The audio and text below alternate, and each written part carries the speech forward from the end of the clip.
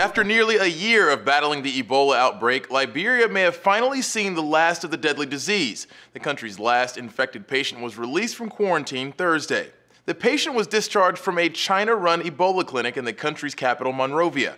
If no new cases emerge within the next 42 days, Liberia will be officially Ebola-free. Liberia is one of 3 countries hit hardest by the outbreak. The World Health Organization statistics put Liberia's Ebola deaths at more than 4,000, surpassing neighboring Guinea and Sierra Leone. But the country isn't out of the woods. Officials fear another outbreak could flare up. There's always the risk someone has been exposed to the disease and hasn't shown symptoms yet. Exposure to the virus, such as from unsafe burials for Ebola victims, could pose a risk to the uninfected. And the disease could be brought back to the country by way of Guinea or Sierra Leone, both of which are still struggling with the outbreak. The World Health Organization recorded 132 new Ebola cases in those 2 countries since March 1st. Recently, the vice president of Sierra Leone isolated himself after one of his bodyguards died of Ebola during a recent surge in cases.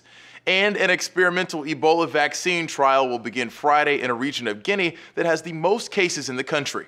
There's also the question of what will happen after the Ebola outbreak fades. Liberian President Ellen Sirleaf Johnson called for a massive financial aid package from the international community to help the country rebuild. For Newsy, I'm Christian Bryant.